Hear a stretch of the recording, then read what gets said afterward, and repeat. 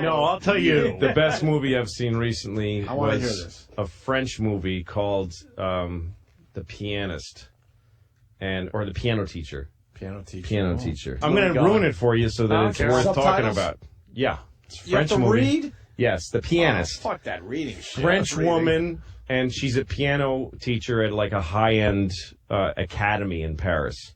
And you think you're just watching a movie about a woman who's a really tough teacher, and she's very cruel to students that aren't good enough, that kind of thing.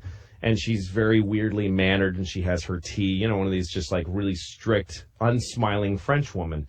And then you're watching this movie, it's like 20 minutes. You're like, well, this is an interesting world I'm getting to learn about. I don't know. It's fine. And then she goes into the mall, and she walks around. You're just watching her walk around the mall. And then she goes into this video store, and you realize it's an adult video store. Oh. And you're like, what's she doing in here? She's proper. Why? She goes into a booth, like a private booth, puts coins in, and starts watching like a ass fuck. And you come around behind her and you see this in the movie. You see the full-on sex. And then there's a little bin, tissue bin. She reaches in and gets a tissue and smells it while she watches the porn. And you're like, what kind of a movie is this? What kind of a movie is this? The thing is that it's so beautifully shot. You're like, this is just a nice artsy This film. is an artsy movie about artists. Yeah, with a lot of piano, And then all of a sudden she's smelling a tissue while she's watching a guy fuck a girl in the ass.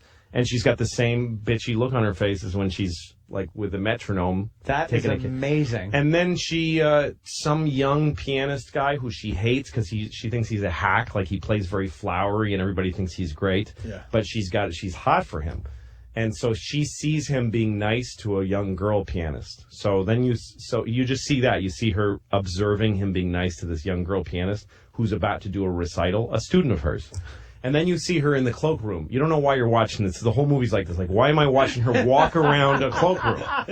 She finds a coat that she was looking for, and then she gets a glass out of the bar and she crushes it like at a wedding, a Jewish wedding. Puts it in a napkin and crushes it, and puts crushed glass in the girl's coat pockets. Then the girl puts her hand, and just her fingers are destroyed, and she can't do the piano recital. What? This woman is this psychotic, horny, crazy bitch. Yeah, if you're a fucking American retard that watches Mel Gibson movies, it's slow. If you fucking take a breath, stop watching Hulk Hogan's fucking show, you might enjoy life. It's sick. It's a sick twist. It's one of the best movies I've ever seen, honestly. Wow. And I see a lot of movies. Yeah. Fucking good. See that. I wrote and directed Pootie Tang. Pootie Tang, and about the visual elements of the movie, and he seemed to think that I approached it as a filmmaker, which I did, and he noticed that I hired Willy Courant as the director of photography for Pootie Tang, and Willy Courant was an eminent kind of new wave French, very old director of photography who made films with Serge Gainsbourg, and he made a film with Godard, Masculine Feminine, and worked with a lot of other great filmmakers. And he was an amazing guy to work with. And I took Pootie Tang very seriously as a film. I wanted to be a film director and direct a real movie about a guy who talks in a undiscernible language. It wasn't, and actually I probably wish it was more of a tough sell, but it was supposed to be just a weird, quirky movie made for a small amount of money, but then people got excited that it might be a franchisable character, so they put a lot more expectation. Yeah, I think that's. I mean, when we were shooting the movie was a great time, but then they started coming and visiting and saying how great they thought it was, and that was really scary. So later down the line, when we were editing, they had a lot of high number expectations of it that it never could have achieved. But their process of trying to get it there was very painful to the film and me. But overall, it was a good thing to happen. They took me off well, I had already shot it, and it was during the editing process. They hated my cut. They fired my editor, got another guy, and let me do one more cut. I made that movie exactly the way I wanted Right, to. it was and in cutting it, I found out, first of all, that I had made a flawed movie. Like, it wasn't good. Yeah. I didn't make a beautiful movie that Paramount destroyed. I made a flawed movie that didn't really hang together as a feature. I would, with the wisdom I have now, I would have, if I were them, just let it be released the way I made it. Yeah. And just see what happens. It wasn't a big risk. It was a $3 million movie. Yeah. And Chris Rock was in it. Yeah. It made its money back the first weekend. It was fine. Yeah. I would have just let it go because they wasted an enormous amount of money. They recut for almost a year.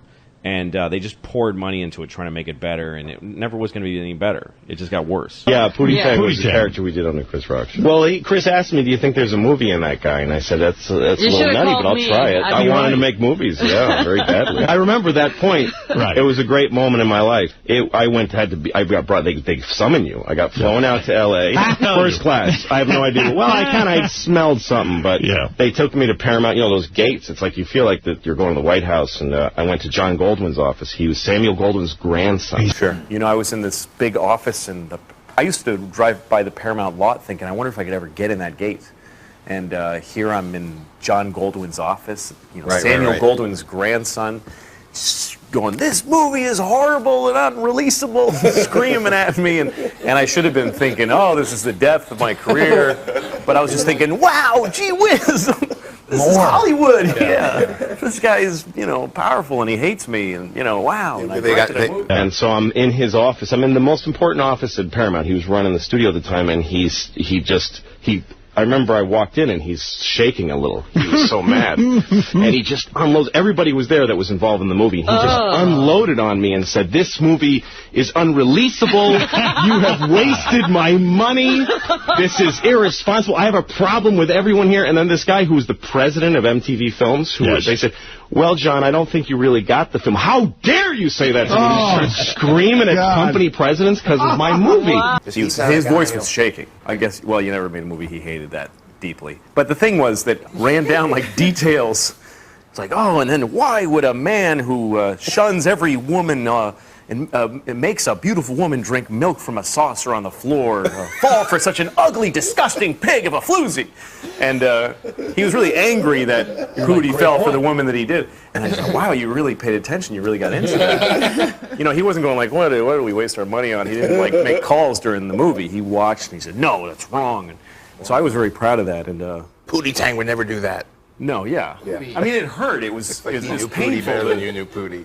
To go through that and then get kicked out of the editing room and just you feel shudders in your body. Wow, these guys don't mess around. But it's kind of hate is real. Yeah, but it would be like if Mike Tyson kicked your ass. Part of you would be going, cool, it's Mike Tyson. This is what it's like to get my ass kicked by Mike Tyson. I'll never forget that moment because I feel all I wanted to do was make movies at the time, and that was being destroyed by Samuel Goldwyn's grandson. And I'm sitting there, but a part of me was outside of my body going, you are in the Paramount big office being yelled at by, how fucking cool is this? Really? You were able to? Yes, I was able to enjoy it. Turned it into a positive. Absolutely, because who gets to have that very rare, beautiful experience to get to have it? I didn't like what eventually came out. I liked what I showed him. What you showed him, right. And then they And one fixed thing, it. that I never felt too bad about it, because he was very passionate about the hate, and he to me the key is surviving failure is it just turns you, it's a very great experience. Tell me about it. Look, I went through all of that, Howard, and they killed the press guy. I mean, I grew up watching Siskel and Ebert on PBS when it was that show, and so I always dreamed when I was a kid, someday Roger Ebert and that other dude who's dead are going to look at me through the camera and say something about my movie. And here was Roger Ebert saying, Pootie Tang is so bad, I don't even understand what it is. This isn't even a movie. It's not even complete. Yeah, he was so hateful. And I'm having the experience of becoming famous for making a movie everyone unanimously thinks is awful, including Robin, who I grew up listening to and loved. Right. Because none of the pain you experience and stuff like that sticks with you, really, if you're smart about it. It just goes away.